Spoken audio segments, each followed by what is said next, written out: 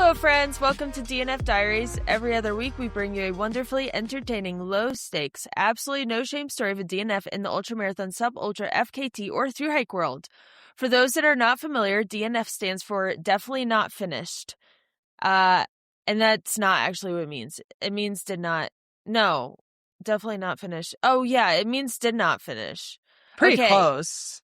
Yeah, well, the reason I said definitely not finished is because, I spelled definitely wrong, because who knows how to spell definitely? I don't never think know there's if it's one an person. E. Yeah. No, it's not right. But anyways, I said that because we took a break from the podcast for the summer, and we're going to talk about our little break here. But like, for those who were wondering, the podcast is definitely not finished.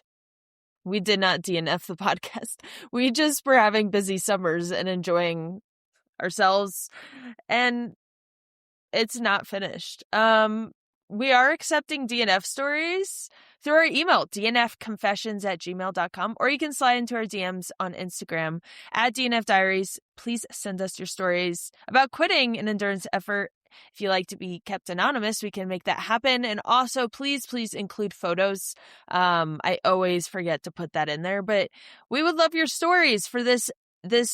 I guess like, we can say it's like a new season of DNF Diaries. I don't know. We can say whatever we want. Like, this is the new, we're like back up. So like, whatever, like we can say whatever we want.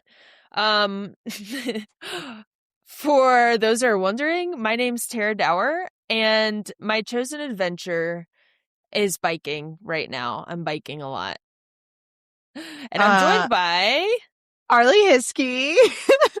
And my chosen adventure is running, but also reading Yesteryear, which I'm a little late to the game, but I just started it last night because I finally borrowed it from my friend. And I borrowed it from her after listening to my celebrity gossip podcast. Shout out Shameless if you're listening. Doubt they ever would be. They did an episode about the backlash to the backlash of Yesteryear, and I said, I gotta freaking find a copy of this book because the library's never gonna have it. There's such a waiting list. And I can't stop. It's so good. Oh God, it's so good. I'm reading it so much. Comment in our Instagram if you've read Yesteryear. And Arlee and you can maybe talk about it in the comments. I can't wait to discuss it. I already want to talk about it, and I'm only like 100 pages in. Arlee, you've inspired me to read more. I remember us texting about reading, and I was like, I'm going to start reading. I'm going to make a goal of reading like a couple books a year. And I haven't started since that conversation, but you should start with Yesteryear. You should get a copy of this. I have 3 books going right now. I have 3 Okay, what books. Are they? Are they good? Do you like them? Well, I'm almost done with Grandma Gatewood's Walk. I'm almost done with that one. Okay. And then I have what's that book called? Little Life? No. What is it called? Yeah, A Little Life. It's really sad. It's a really rough I think I've heard of that book. It's really rough. It's taken me about 2 to 3 years to try to finish it, and I put it down at several points. And then I also started Rascal Loves This Book. What is it? Sorry, I'm looking it up right now. It's called Women Who Run with Wolves. I started that one, a Rascal recommendation, and got through a couple chapters of that. And then I started reading this book I found at the thrift store the title was very interesting. It's called Men Who Hate Women and the Women Who Love Them. Yeah, so it's a little bit of a it's a intense read as well. I was like, oh, this looks very interesting. And it's not self-help, but it's like, oh, what do you do when this happens? Not that this is happening to me right now. I'm just like, what is that? What is this book like? I'm interested. Yeah. So that's actually 4, and there could be another one in there, but I'm forgetting. I can only read one book at a time. I can read one and I can have an audiobook because those happen in separate settings. Yeah. I'm not doing it. I'm doing an audiobook when I'm like driving or running or biking and I'm caught up on all my podcasts, but I'm not doing an audiobook while I'm like sitting around. That's crazy. I can't do that. I should get back into the audiobook game because I have listened to so many books. I can listen to so many books. When I was training for like my first ultras, that was how I got through it. Is all the training, getting used to all that training was with audiobooks. It's such a treat when it's like, okay, this is a book that I only listen to when I'm running. And then because I really only like, it's got to be like a juicy story that I can really get sucked into, right? Like it can't be boring or like too informational. And then I just don't really care. I tried to do the Uphill Athlete with Scott Johnson. That was rough audiobook. Audiobook. I was like, wow, this is hard. This is so hard to listen to. I like a romance. Me too. Yeah. Romance is good. Romance is so good. I was listening to The Court of Thorn and Roses, didn't you? As audiobooks? I was just about to say I was listening to The Court of Roses and Thorns or whatever that series is called. And I got through I really enjoyed the first and the second one. I think I'm on the third one. And I just kind of they started battling. There was battles and I was just like, I'm not super feeling this. I don't know. It got a little weird. Can't say I love a fight scene. Yeah. What are they? Vampires or not vampires? They're winged people. Wait, what are they? Are they vampire? No, they're elves, something like that. Haven't really ventured into fantasy at all. Yeah. Well, today we'll mainly be chatting about our summers. And then some of our favorite running moments from the sport, from different points in the sport, ultra marathons, half marathons, big news from yesterday. And at the end of this, I'll tell you guys a short DNF story, about 10 minutes. So we'll put a DNF in the story, but we're mainly going to just be gabbing it up. And Arlee, why are we gabbing it up? What was the inspiration with gabbing it up? Well, the inspiration, I've become a dedicated listener of Nobody Asked Us with Des Linden and Kara Goucher. I can't recommend enough. Incredible podcast. And they spend a lot of time at the beginning gabbing and just talking about what's going on with them. And I was like, as we were ramping up for season whatever this is of our podcast, for the beginning of this season of DNF Diaries, I was like, wow, we gab, but maybe we should lean into the gabbing. Yeah. Gab a little bit more, especially as we're entering the season. I have to say, we had that conversation and we talked about Des doing Javelina.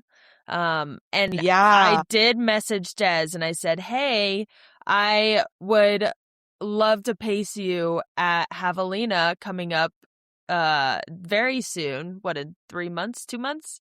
And Des messaged me back and she says, oh, tempting. Nobody knows it better than you. I got to get my ass to the line healthy. So let's chat.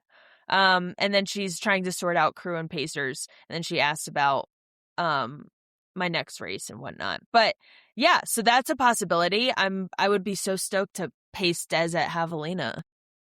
You guys could gab so much. Oh, do you think she's a gabber when she races? Do you think she's a race not at gabber? all. No. I think that she's silent.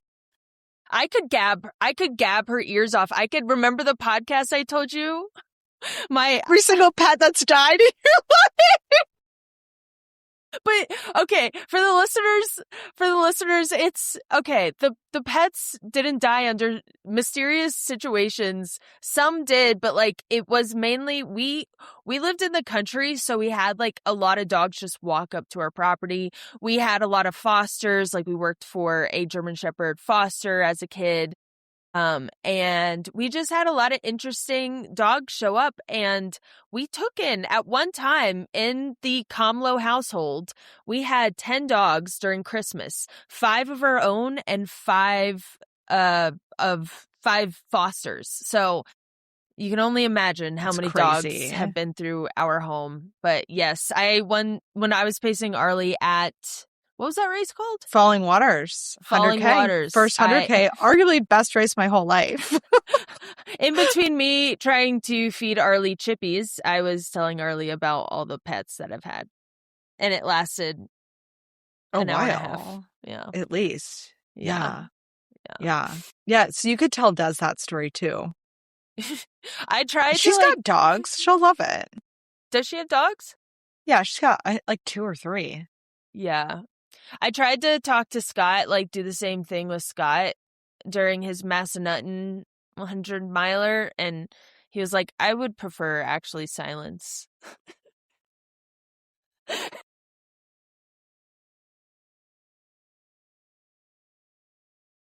actually don't want to hear your story. I would prefer silence over this.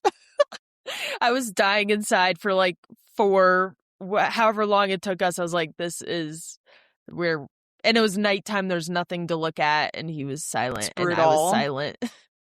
I would have been like, put your own headphones on. I'm telling the story. I'm talking. Well, we also want to thank Ultra for sponsoring. Ultra, thank you so much for your support and your shoes on the feet and on the pod.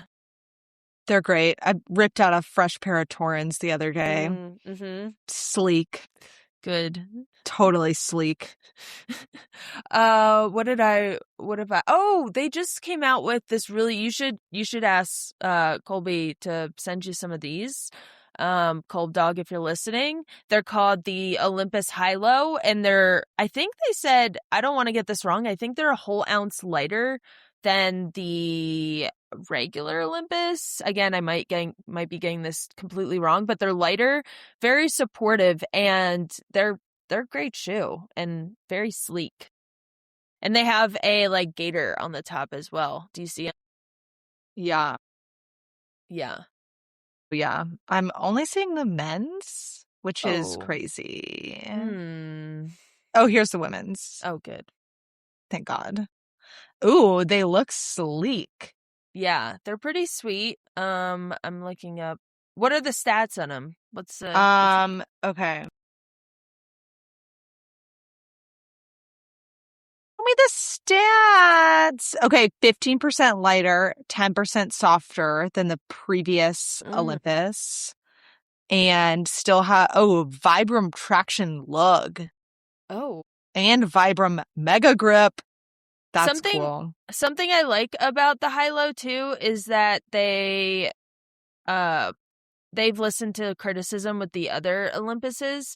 And you know how some of the Olympuses, the lugs get shredded so easily? Mm-hmm. They listened and they implemented a hard sole so it doesn't get as shredded. So I like that too. It's much more durable. Good. Yeah. Yeah, those look sweet. And they still have the gate. Oh, they don't have the gaiter trap on them. No, they don't have a gaiter trap, but they have the little they have the gaiter the sleeve. built-in thing. Okay. Which I kind of still wish they put a little gaiter trap on there. I don't know how much weight it adds, but I kind of sometimes I like my own gaiters for when it gets really gnarly. Yeah. But we're glad that Ultra's here with us. Arlee, tell me about your summer and tell me how it's been going. Really, let's just talk to the listeners about our summers, and then we'll jump into our top stories that we enjoyed from the summer. Well, speaking of Ultra, I did see Cold Dog one time this summer, which was the greatest surprise of all time. Yeah? Yeah, I was running a race, Ragged 75 stage race, would recommend to anybody listening. Totally incredible experience. We'll talk about it in a minute. And then at the finish line on day 3, Cold Dog was there. And I was like, oh my God, And he was like, Arlie, I didn't know you were going to be here. I was like, I know you were going to be here, Colby. It was really sweet and it was really fun. And he told me that he's going on a really cool vacation in November. Where's And he I can't going? wait. I don't remember. It sounded somewhere like pretty exciting though. And it was potentially an island type deal. Potentially a Caribbean situation. You got to check with him. I don't know. Nope. Actually, I think it's in Arizona. Maybe. You gotta ask him. I'll check in with him. You gotta ask him yourself. I'll check in with him promptly. So the summer had included lots of running, kind of, leading up to this stage race. So I'd never done a stage race. Have you ever done a stage race? No. Okay, would recommend. It was so fun. And there was like 45 people doing it. And it was a loop. And first of all, the welcome email, I told the race director this, Tom, nice guy. The welcome email it wasn't very welcoming. It was a bit scary. And I was like, maybe I should quit now. I already don't want to be here. And then I did show up and I did run. And I'm glad I didn't quit before I started. But it was like, there's no markings. It's only blazes. It's not like a regular race. It's a grueling sleeper of a course. There's no aid state, one water drop per day. I was like, oh God, this is going to be really hard. I was like, I hope I finish within the cutoff. Sounds like a real pick-me of a race. We're not like other races. We're not like other races. So that's exactly what it was. And you know what? This is what I have to say. The blazing, perfect. just like being on a long trail that's marked by blaze. It's just like that. It's just like that. And there were a couple sections where I was like, not sure if anyone's ever been here before because it kind of just feels like I'm bushwhacking. But I was on course, so they had GPX. Yeah, you had to download the GPX. Yeah, great. Easy. There was mandatory gear, but it was never checked, so I was a little bit like, I'm carrying all this. But we're not like other races, but we're like UTMB, and we'll require gear, and we won't check it. But then I got to the aid station, which was 2 miles later than I thought it was going to be on the first day. I thought it was going to be at mile 12. It was at 14. And I was expecting like some unbanned water coolers, but it was like a full aid station with like they had soda and snacks and people. Ultra had a little tent by Ultra. And there were coolers. It was awesome. And I had already made a friend by that point. So that was even better.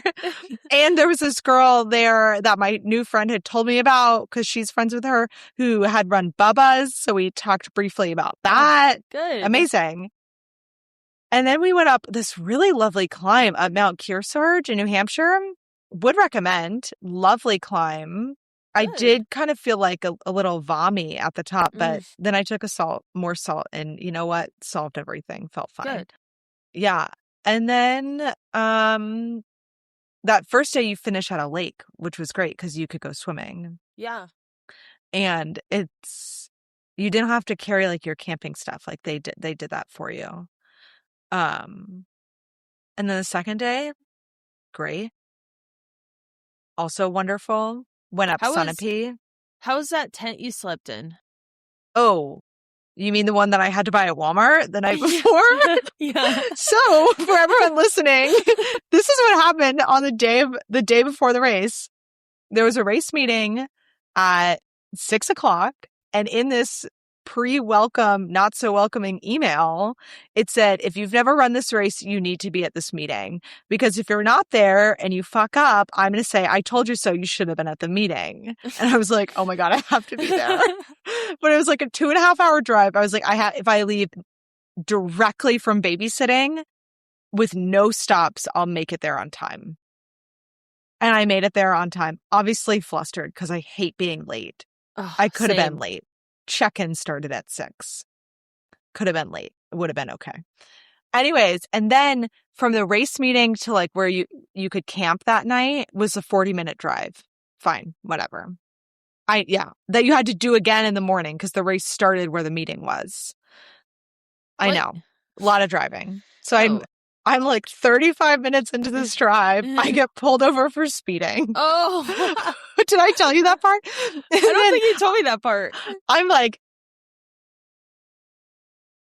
police officer or the cop, whatever, is like, why are you in New Hampshire? And I was like, oh, I'm here for this running race. And I'm going to the campsite for the meeting. And he was like you're running? And I was like, yeah. And then he was like, just watch the speed limit. And I was like, okay, thanks. So then I get to the high school, which is where like we were allowed to camp. And I'm like, I go to set up my tent. I put my little Tyvek down. I was like, okay, I'm going to set up my tent. Then I'm going to eat my ramen. It's already like 7:15, 7:30.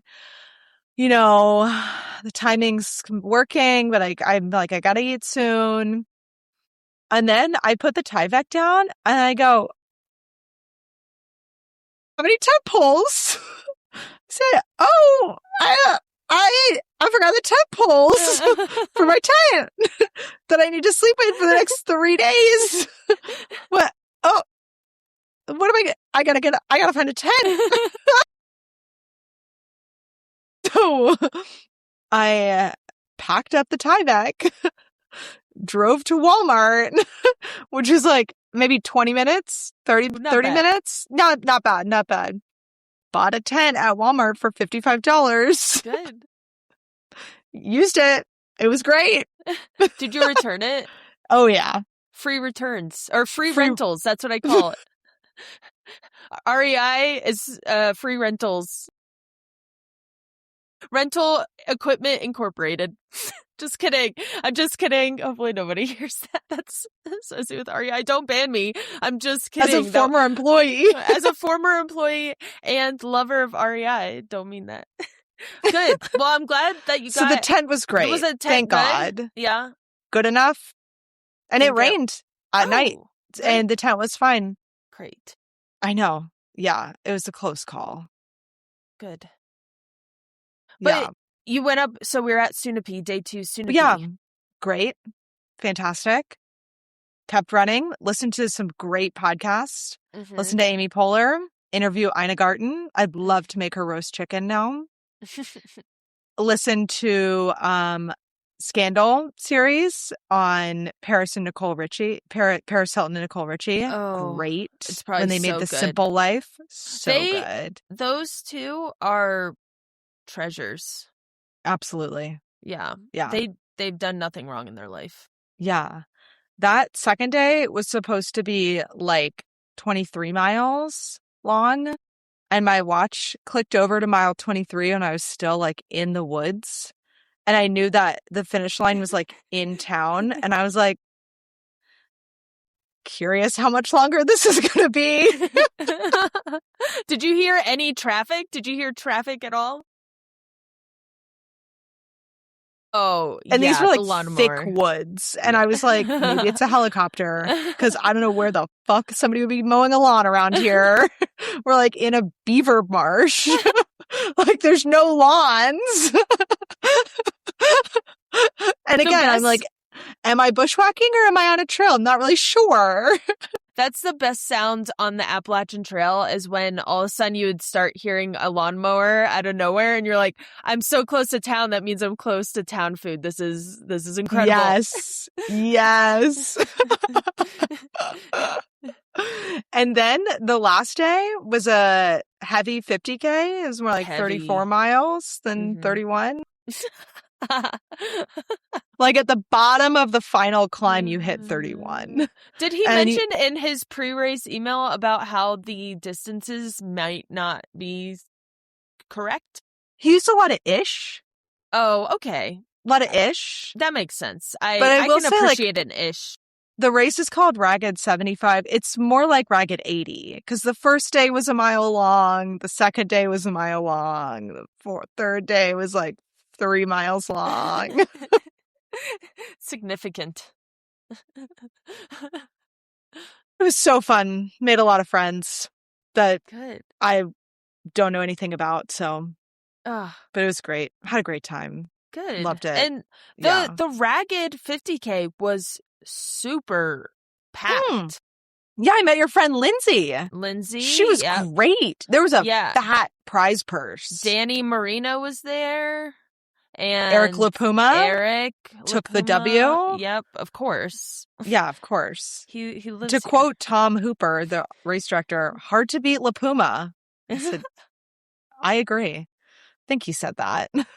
Did something iconic that you bring up a lot is when Will Peterson went into the Adirondacks and said he wanted to light himself on fire with how bad the Adirondacks is. I'm wondering, all those people from Colorado or California that came, I wonder if they're like, actually, New Hampshire makes me want to set myself on fire. We should ask your friend Lindsay that. Yeah. Will you text her and say, did you want to light yourself on fire? I did say at the finish, obviously she finished hours before I did. And I was like, yeah, today was great. Like, it was way less hot and humid than the last 2 days. And she was like, excuse me? I was like, it was. Yeah. I just was in Telluride, well, near Telluride where she lives, and it's about 1% humidity in all of Colorado, especially there. One time I was running in like May or June at 5 a.m. It was Apple Weather said it was 100% humidity. 100%. It wasn't raining, in case you were wondering.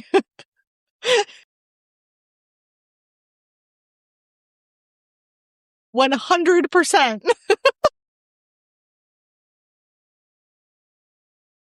There's just literally nowhere for it to go It's but just down. Moisture. It's just pure moisture. You could hydrate on just the air. Just stick your tongue out and run as hard as you can. You'll get. That's how I ran. Yeah, with my mouth open the whole time. Arlee, do you have any other stories from your summer? Well, I learned how to patch holes in a wall. That was cool. Good. I know. Yeah, I'm a real homeowner. Because you're a homeowner. I'm a homeowner. I've started mowing the lawn. We have a lawnmower that was left by the previous owners. Do you have a workout? You have a push? It is with no motor. It's such a good workout. Fully human powered. It's so good. It's great. It's like we've as a society, we've like made things so easy that like if you just adopted pushing a lawnmower, that's a good activity. That's a You'll great work up activity. a sweat. You'll work every up time. A sweat. Yeah. Yeah. With no motor too. That's huge. Yeah. Small yard, which is good. Yeah. Yeah. How was your summer? Good. It was good. I think we had a great time. I think the break was well planned. I'm glad you recommended that because I was not feeling my best self mentally, and now I'm on an SSRI and life is great. Yeah. Amazing. I was on one for when I was in college, because that's stressful, and it helped a lot. And then I got off of it and I went to the trails and like had a moment where I needed it again. I got it again. And it's helped in those really intense moments. And I'm very happy now that I'm on it. And it won't be forever, but I love the SSRI. Yes, this is fantastic news. I was so stressed out because I decided to do the Western States Hard Rock double, and it just was feeling so overwhelming training for both, as you can imagine. And went to Western and did pretty well. I had like a race. Yeah, you did. I felt like, there were things that I could do better. I have like a list of things I want to do better. I have training that I want to do that will help me prepare for Western next year. And I think like I feel very happy with my experience and I know things I need to change. And I got 6th place and 16th out of overall and 6 women. So, I mean, if that tells you anything, 6 women were in the top 16. Let's go. So wild. The year of I would say the year of the woman, but the men also had quite a year. And we'll talk about that in a little bit. But the men did so well. The women did so well. It was a fun race to be a part of. It was historic. And then 13 days later, I had Hard Rock 100. Beautiful race. I got to run with Courtney and Kareth for like it was around like first 4 miles. And me and Courtney gabbed it up. And she's just, every time I talk to her, I'm like, can she be this cool when I'm about to run or talk with her? I'm like, yeah, she is that cool. She's just probably the coolest cat around, the coolest cat. And ran with her. And Hard Rock was one of the toughest races I've ever had. I didn't realize, like, I thought I was pretty well rested. I implemented a lot of recovery tactics. Beet juice, tart cherry juice, sleep, lots of sleep, lots of sweet potatoes, lots of carbs, just like hanging out, trying to like chill out before the race. And I thought I was pretty recovered, but then, realizing I wasn't around the first, like, I mean, you go up, what's it called? Putnam, but then you go up Grant Swamp, or you're about to descend Grant Swamp. And around there, I'm like, I'm actually like so tired. And I got hit by some rocks, and because Kareth and this other guy were above me, and the rocks just rain down on you. It's such if you just look up Grant Swamp, it's insane. It's so terrifying. And I actually got this, like, my doctor called it a puncture wound in my shin, and it was so deep. It's so deep. Hard Rock was a month ago. It's still healing. It's still it's right there. It doesn't look big, but it's still healing. And it was oozing and bleeding for like 2.5 weeks after. For gosh. Yeah. It like stopped around like week 3. And wait, is it a month after? No, it's like, wait. Yeah, it's more than a month. It took forever. It took forever to heal. And then I went into Ophir and had myself a time, went up. So from Ophir to the top of Oscars, which is the next climb, is so fast. And you get up, I think it's like 13,000 feet. And if you're watching the live stream, I got a little loopy up there from the lack of oxygen. And I just was not doing okay. I was very confused. I was like putting my poles away too early. You can see it on the live stream. And I was just like, kind of like swaying, and I was just really out of it. And I saw my friends up there. I saw Katarina, and I was like, okay, there's 2 things I know. Katarina is my friend, and also I need to descend as fast as possible. So Katarina like had me drink and eat, and she was like, you got this. Started descending, was still like out of it, saw Howie like apart, like a mile down. And apparently I just had like a little salt pill in my mouth, and he was like, I was just running with it in my mouth, and he's like, Tara, you're gonna need to stop. We're gonna eat more, and you're gonna actually take that salt pill. Anyways, I got really confused. I went down to Telluride, and I was like very out of it and disoriented and scared, and I was actually crying. And in one of these films they're about to put out, I'm like literally running through Telluride crying, and I'm like, I'm so scared. I was terrified to go back up. Yeah.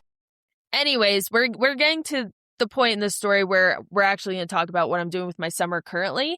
But I go up to Kroger's and I start descending Campered, and I'm feeling great. I'm like back in it. I'm like, I didn't get all weird at the top of Kroger's. And so I was like feeling it, running down Campered pretty quickly to Uray. And all of a sudden I feel like a pop in my hamstring, my right hamstring. And it is like painful. I'm like, oh my gosh, I just tore something. Something just tore in my hamstring. I get down, I like ran through it. I was like, okay, it's probably nothing. It's probably just tight. And I get to Uray and I tell them like, throw some Voltaren on it, and I'm climbing to engineer. So like, it's going to be fine. Like I'm climbing, so I'm not going to descend. The rest of the race, it was pretty sore, but it wasn't as bad. as the throwing up that started going up handies. And so I was pretty focused on not throwing up. I was with Rachel Etrican. She was pacing me, and she is a class act. She really knows what to do in situations, and she's so kind and caring and like empathetic. Oh my gosh. Was that pumpkin or banana? In the basement. Was that banana? Yeah, it's okay. It's fine. Oh I think my it's over now. That sounded like a cartoon noise. The rumble and then meow. I hope that came through the audio. But yeah, so yeah, Rachel is just like, she's so empathetic and such a good pacer, and we got through it. And then Rob and I kind of had like a little panic moment. I was like panicking pretty bad with Robin. And she's so smart. She hates when I say this. I don't know if she hates it, but I know she's pretty like humble, and she went to MIT, and so she can do math like so quickly in her head. And I was like, okay, I was in third place by this point, and I was so nervous I was going to get caught. And she's like, Tara, if you literally sit and like stop and sit here, she will catch you. But if you keep moving at your slowest, like she won't. Like if you move super slow, you just have to move. But if you stop, she's going to catch you, obviously. And so I ended up just like, my downhill legs were trashed. I mean, everything hurt. And that's not common for me. My downhill legs are usually like my best thing. My uphill legs, not so much. But they were trashed. And so I ended up just like kind of walking for the last like 4-ish miles and crying and freaking out. And then I finished the race. Great. I got third place. It was actually like so hard. And then I think I returned to running too quickly, because I went to get an MRI because speed work was hurting, once I got back into running, maybe like 2 weeks after. And, they found a 4-centimeter hamstring tear in my upper hamstring. So I bought a bike, and that's why my chosen adventure is the bike, because I can't run for a little bit, and that's fine. I think it's really what I needed. I had plans for this summer. I was going to do the JMT, and I also had another race in mind, and I still don't know if that one's going to be, I'm going to be able to do that one. But JMT I was really looking forward to, because I had kind of a stressful summer. I was looking forward to just being out there on the trail and like going for the FKT, and that sounded like so perfect, like incredible, perfect. But you know, I'm biking, and it's actually so fun. It's so fun to get into like a new activity and just like exploring. So that's what I've been doing with my summer. And I feel like happiness and joy, and like I find that biking is easy, and it's also harder than running in some ways. Biking doesn't take as much time as running, and it doesn't take as much out of me. So I feel like I'm getting a lot done. I got my cars registered. If the DMV is listening, turn it off now, because I haven't had my cars registered in Colorado for about, they were expired in Virginia and North Carolina for about a year and a half. So I got those registered. Great. I made banana bread today. Yeah, my house smells amazing. I bought my condo. I bought a condo Yay! here in Durango. Yeah, so I'm getting so much done. If you feel like you're behind in life, maybe take some time to bike, and you might find that you have more time on your hands. True. Do you have the bike shoes? No, me and Rassler are going to the store today to get the bike shoes. Okay, amazing. Yeah, I'm about to be the full-on biker, because the hamstring, Megan told me, my coach, she was like, with the shoes, it might bother your hamstrings, so she wanted me to hold off on that. Yeah. But I'm about to be full-on. We were biking this wild route in Telluride. It's so insane. If you want to do it, if you look it up, it's called the Telluride Gravel Tour or whatever. And I don't think anyone actually does it, because the locals we talked to about it, they were like, oh, yeah, that's so hard on a gravel bike. But we were like on this trail, mountain bike trail, on gravel bikes, and Scott was trying to clip into his shoes, and we were on a literal cliff, and he was like, No. I'm trying to like force myself to clip into the shoes. Immediately and he's not. clipping in as we're No. on this cliff, and No. he veers off the cliff. No. He veers towards the cliff as he's trying to clip in. And I'm like, Scott, focus on the trail, not on clipping in. So, I'm a little nervous to clip in, but luckily there won't be any cliffs that I'll be clipping in near. Thank God. Stay safe out there. Yeah. Yeah. So that's what's going on with me. There was a little preview. There's a lot that happened this summer in the terms of racing, in terms of adventures for people. Do we want to go through our favorite moments from the summer and what we're looking forward to? Let's do it. Do you want to start? Yeah. Okay, my favorite moments. Jen Lichter, obviously. Same. How could it not be? And Riley Brady, both of them at Western. It was so incredible to see Riley finally get like their day at Western. Yeah. So well deserved, so hard earned, and just amazing. I did also really enjoy Molly Seidel like gritting it out and just like finishing and just like going through it, even as like a really fast, really incredible pro, but just like just sticking with it. I thought that was like really incredible for her to do. Tour de France Femmes avec Zwift. My goal was to watch the Tour de France Femmes and to like get into it. I was like, I really want to be a fan. I really want to watch. And so I did. And amazing. So good. So good. Like it just like the competition and the fitness between all those women is just, it's just so incredible. It's just so incredible. I can't even like it's everything about it is just like amazing. So that was a huge moment for me this summer. Those are my top two.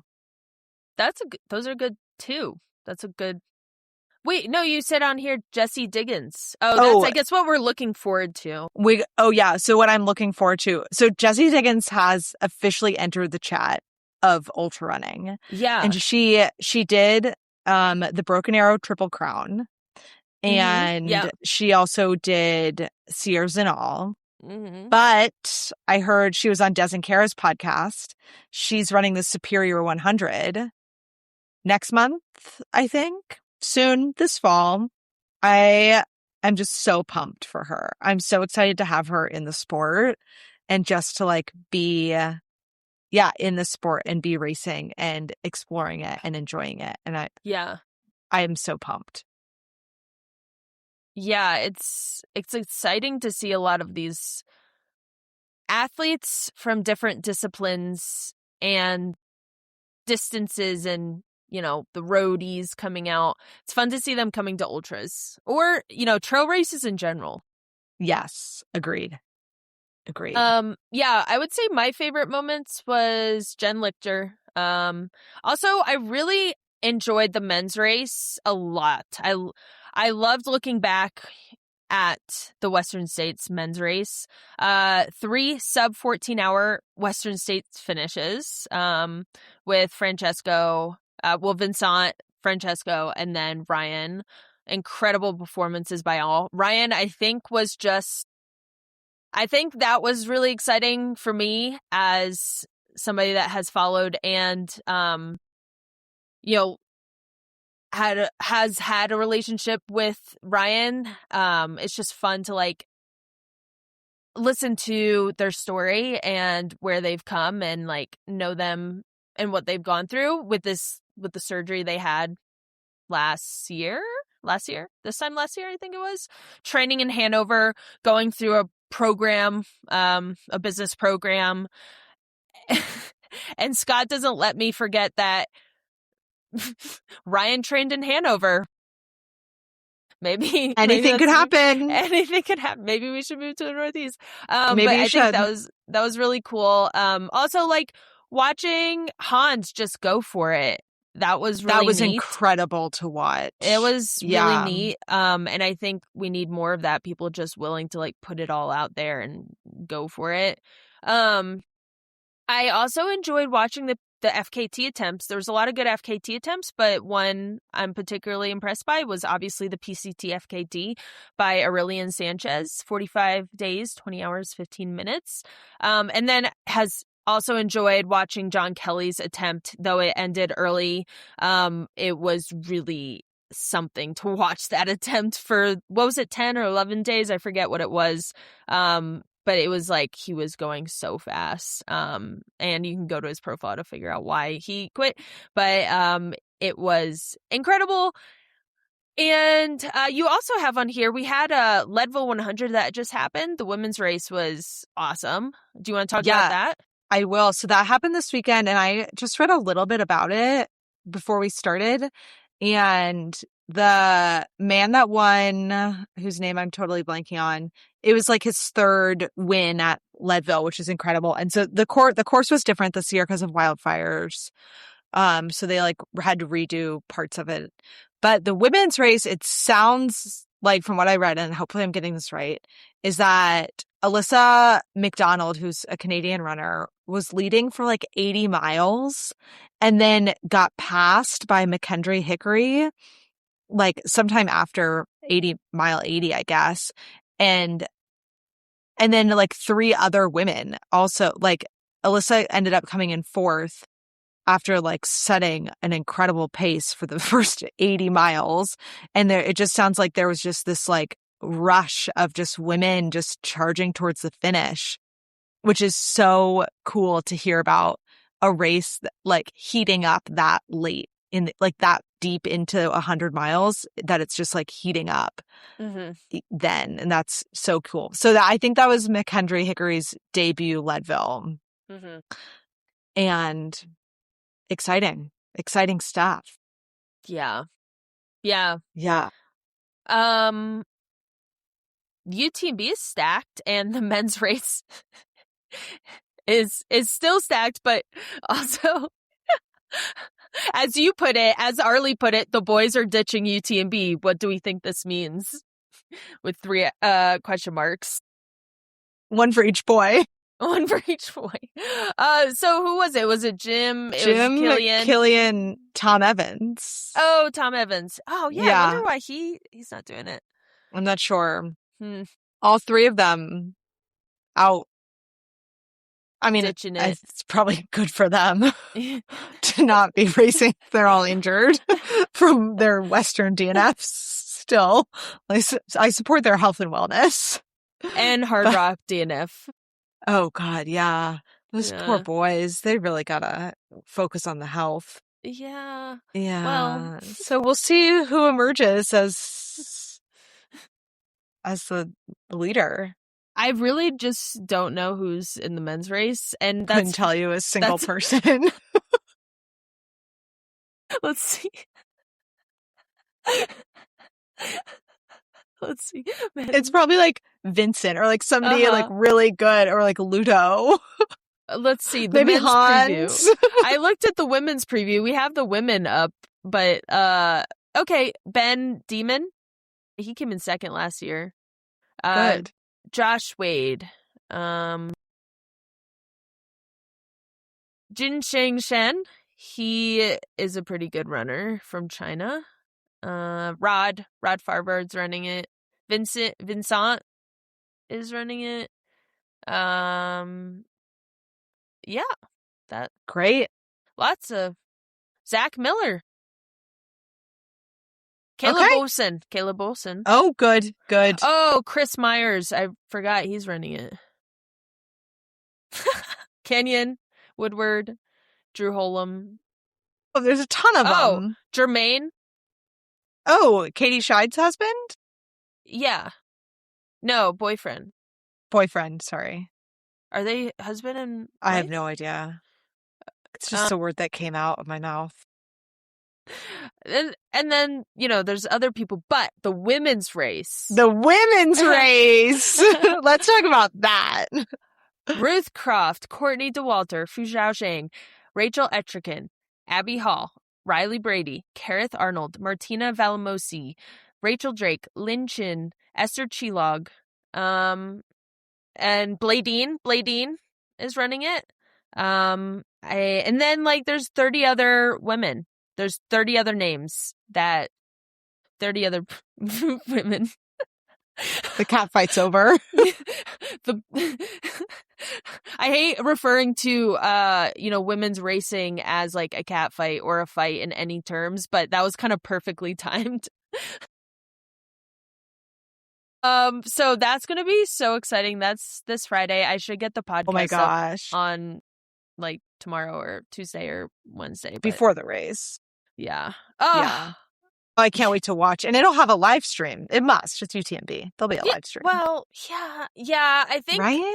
Yeah, no, they do. It's just sometimes I feel like when I've watched it, it's so incredibly hard to get to find. And then two, it's finding the tracking is impossible. It's super blurry sometimes, which I understand. I'm not complaining. I know it's hard to get footage of runners running an ultra in the mountains, but yeah, it's definitely I love the coverage that Mountain Outpost does. I think they do such Unmatched. a good job. Yeah. It's hard to go from Mountain Outpost to another. Anyways, can I tell you a quick 10-minute oh my gosh. Yes. DNF story? Yes, tell me a story. Yeah. All right. So our friend today is called Nicole. She also, I think she said she goes by Nico on the trail, so I'll be using that interchangeably. She lives in Seattle, Washington, and last year she wanted to run the Wonderland Trail for her birthday. The Wonderland Trail is a 93-mile loop around Mount Rainier, so she planned to do it over 3 days. She's not trying to do it so fast. She's just trying to enjoy her birthday and, have fun. So she planned to do 93 miles over the next 3 days. For the first 2 days, she would go self-supported with a fast pack. She would carry everything she needed for 62 miles. And on night 2 and day 3, this is such a good idea. My birthday's coming up and I'm oh, this sounds like such a fun idea. But on night 2 and day 3, she invited a bunch of her friends to camp with her at the White River. So she'd run in and they'd throw her a birthday party. And then the next day they'd run the last 31 miles together back to where she started. This is the best idea ever. I know. It's you have a lot of good time by yourself. And this whole time you're pre-gaming this fun adventure with your friends. And then you get there and you have a fun night. And then you run this 50K the next day. So deciding... despite deciding to do this spontaneously just 1 week out, the first 2 days came together perfectly. She got some permits. She snagged the walk-up permit for night 1. She said she narrowly missed seeing a bear 4 separate times. She ran out of snacks, and then she got resupplied by a group of supported runners who happened to pass by.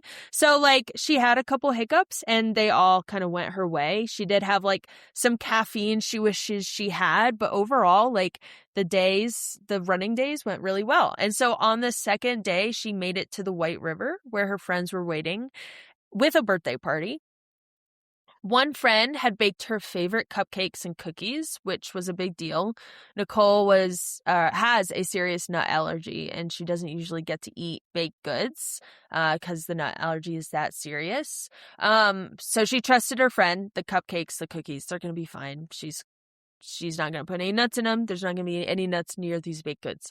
So they're sitting around the campfire having a great time. The festivities are going, and she bit into a snickerdoodle cookie and heard a loud crunch, and everyone went quiet. And she asked her friend if the cookie had nuts, and her friend said absolutely not.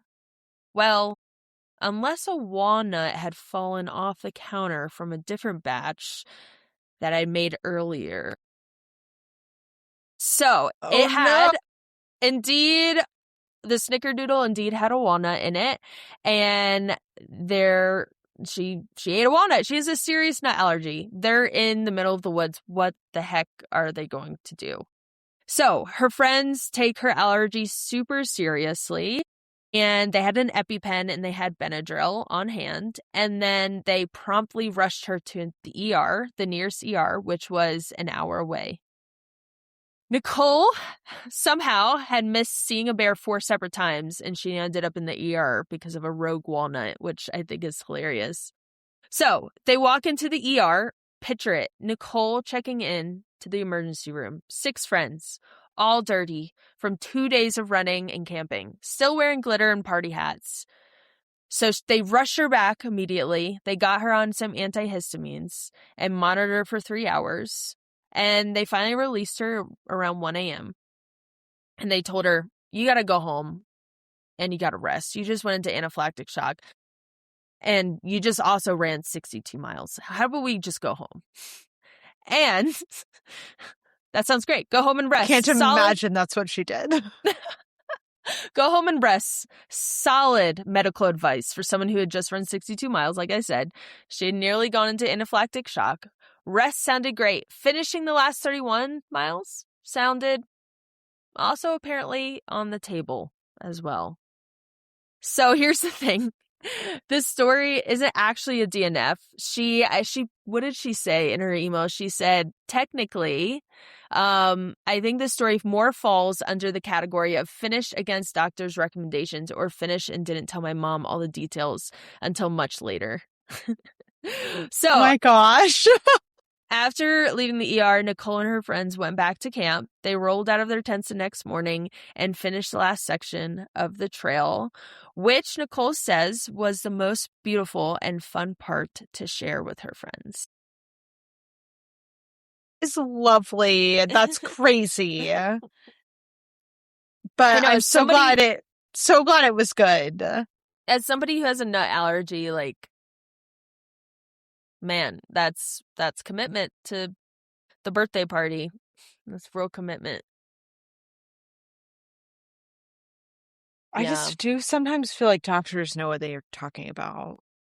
Yeah. I don't always agree with the doctor. I don't know. Here at DNF Diaries, we don't listen to doctors. Just kidding. Depends on their opinion. Sometimes I listen. Most of the times I listen to my doctors, and they're right. Crazy concept. It's crazy when that happens. Yeah. It's like they trained for years and years and years in this specific thing. But sometimes, especially when it's your birthday, you can decide if you're going to listen to them or not. It's your birthday. You do what you want to. You do you. Yeah. Yeah. So I guess it technically wasn't a DNF story, but I thought it was like a nice little story. In this new season of DNF Diaries, I thought it was a nice little treat. Yeah. To start our season off. Oh, Arlee, do you think there's a bunch of reviews we've gotten that we haven't? Because remember when we were running out of reviews? Well, there either is or there's not, since there hasn't been any episodes. It's a real toss-up. It could go either way. Let's see. You finding anything? Do you want to tell the people? Do you want to tell the people why they should review? You should review because we love the comments, and because then it can be read out loud only if it's kind and only if it's nice. And also, I'm pretty sure that if you like a podcast and you review it, then the internet puts it onto more people's algorithms. Yeah. So it's kind of like spreading the love. Yeah. That's what we're here for at DNF Diaries. So I have 2. I think they're like shorter ones, but I'm going to read 2. One's from 4 months ago from Lori Lorelei 73834, the funniest, best podcasts. So fun listening to this podcast. Love the hosts and the stories. I usually listen on runs and it makes me cackle out loud. Yay, Lorelei. And then we have one from 3 months ago from F67 and still going. Hilarious, 5 stars. I loved the French accent part. That's all it is. And I actually looked through a couple of the reviews, and a couple of people are saying they enjoyed the French accents. So we should work on it more. Yeah. Got it. Yeah. Understood. Assignment taken. All right, that's all. Wow, we did it. An hour podcast. Perfect, Arlee. Flew by. All right, well, we will chat with each other and we'll chat before then, but back on the air soon. Yeah, we'll be back, and we'll talk about UTMB. Yeah, this is a new season. This is, new us. We're new season, new me. Yeah, new SSRI. Get ready. I don't know what that means. He also just bumped it up a little bit. Everyone. I'm on a very low dosage, and he was like, "Let's bump it up just a little more. How about that?" Oh, I'm like, yeah, hell yeah. It's getting intrusive Get thoughts a little about more. losing my FKT when John was going for it. So, get them out of here. Get those thoughts out of here. Hit the road thoughts. Kick up to the curb. Get out of here. Only happy thoughts. All right. Well, I'll talk to you later, Arlee. Bye. Bye.